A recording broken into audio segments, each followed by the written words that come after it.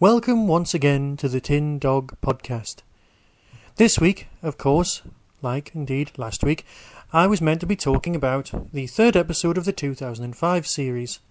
However, time's kind of got the best of me, and when just back from my trip to Germany, I didn't mention the war. Other people did, and they didn't get away with it. Actually, that's not fair. Germany was a fantastic place. The scenery, the people, everything was wonderful. Truly had a great time. Definitely recommended as a destination. Where was I?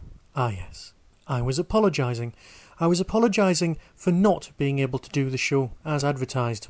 Mainly because we've got new Doctor Who to talk about, and I thought that was slightly more important than rambling on about something that was 2 years old.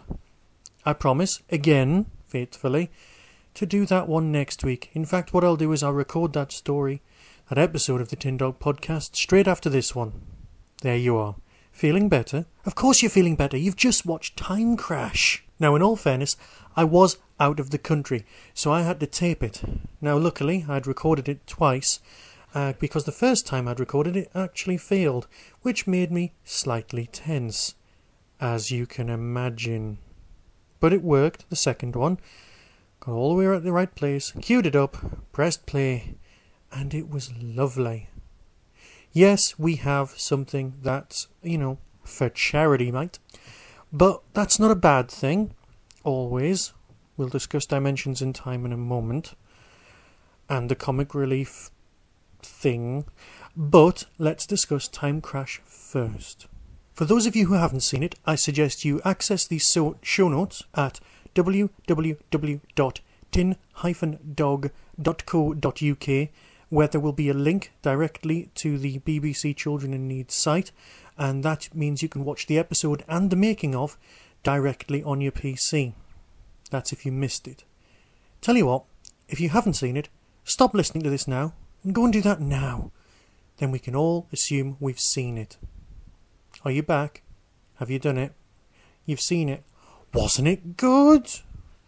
It was lovely to see Peter Davison back in the TARDIS. There were some throwaway lines that kind of sent shudders down a fanboy's arms, but that's not a problem, is it? Do you get shudders down your arms? I'm sure it's down your spine. Am I rambling? As always, yes. If you're playing the Tin Dog drinking game, have a swig. There isn't actually a Tin Dog drinking game, but I'm sure there should be. The most important thing about this story, I believe, is that it's canon. It fits. It actually sits up there with the 5 Doctors and the 2 Doctors and the 3 Doctors as part of Doctor Who history. It's not Dimensions in Time, although it fitted in almost perfectly to exactly the same slot. It wasn't comedic, it wasn't throwaway, it fitted, and it was filmed in exactly the same way that the show was made. David Tennant is a fanboy in real life. He loves the show, and he's exactly the same age as myself, which meant he grew up first with Tom and then mainly with Peter Davison. When he was watching the show, Peter was his doctor. And that's the speech that will stay with you when you watch it. When David is talking to the 5th Doctor, it is David talking to the 5th Doctor, it's not the 10th, saying how much he enjoyed him. Alright, he's not doing the voice, he's not doing his own voice, but the lines could have been written for David, by David, rather than by the man who gave us Bling. There were, of course, some pointless moments. Things like going on about how the 5th Doctor seems to have aged. We're Doctor Who fans.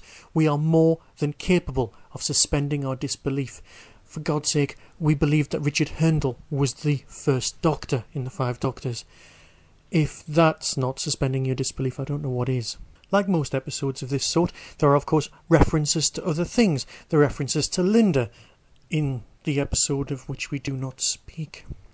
Oh, I'm sorry, I feel a bit ill again. Peter K, it's all right, Peter K is fine, it's fine, he's gone away. There is no such thing as Clom. I'm sorry. Right, I've calmed down from that, it's fine, I won't get upset about Clom again until I get around to doing the review of that episode. Oh, I'm so looking forward to that, because today we're talking about TIMECRASH. Everything was right about this story, apart from perhaps a section of the TARDIS from Davison's era appearing. Oh, I don't know. I would have liked a bit of the old TARDIS to materialise inside the new one. I know it's basically the same ship, but it is, but it isn't, but it is. Oh yeah, who cares? It was just lovely. Everyone's a fanboy. Everyone enjoyed it. Nobody's said a bad word, and if they have, I just haven't seen it. Ah, bliss. So, does this mean that eventually, because of course this had 11 million viewers, people would like to watch a multi-Doctor story? Well, I believe they would. I believe it would be time to get McGann out of his box and give him a run for his money. Let's face it, McGann, Eccleston and Tennant would make a lovely 3 Doctors, almost good enough to match the original. It would be a lovely tale. But of course, certain producers think that multi-Doctor stories are just an excuse to dress up. Well, I believe after the experience of this story, that's no longer the case. The 3 Doctors, the 2 Doctors and the 5 Doctors will of course get their own episode of the Tin Dog podcast in time. Dimensions in Time I'd rather ignore, but then again we'd all rather ignore it. It's still there. It's not the elephant in the room, but it is something we'd all like to just purge. But not purge from our own memories, purge from everyone else who ever saw it. Dimensions in Time was a sort of cross between EastEnders, the popular, and I use the word advisedly, soap. The word advisedly was about popular rather than about soap, because it quite clearly is, especially these days. And Doctor Who. It wasn't a clever idea, it wasn't a good idea. It just wasn't good. I'd rather we didn't go there. It was a mishmash and a pointless waste of time. But it was for charity. This was also for charity, and this was great. But then again, you already know that. Okay, this weekend I will be going to the Terence Dicks event in Bradford, where there will be screenings of his stuff, talks, all sorts of stuff. It starts at 1 o'clock. It's already sold out. But then again, by the time you get to hear this, it'll be the day itself, because I'm going to broadcast this on Saturday. Oh, can I just take the opportunity of thanking the guy on Podshock, number 101, who put a shout out for my Peter Davison story. I am gutted that I was unavailable to phone in and partake in Podshock on that one, and I will endeavour to be there for the Colin Baker story. I thought Peter Davison in this was great. I thought during his period as the Doctor, his proper tenure, was also great. But then again, I do say then again far too much. I'm sorry. As a late addendum to this podcast, I just want to say that I'm glad people seem to like the new theme music. And of course I have kept the time travel, the Dalek time machine start and end, so that's nice.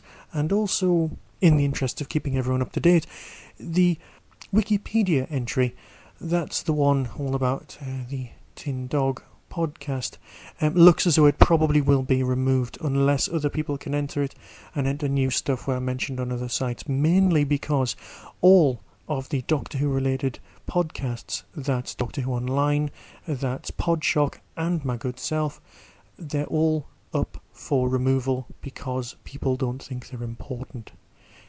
If you think they are important, feel free.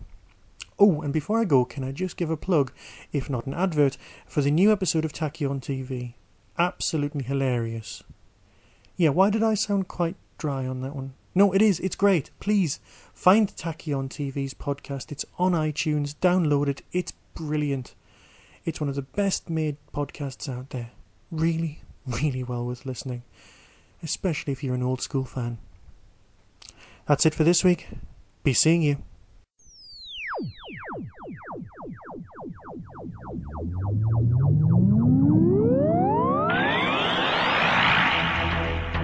You have been listening to the Tin Dog Podcast. Doctor Who and its associated shows are all trademark of the BBC. No infringement is intended. Contact us at tin-dog@hotmail.co.uk.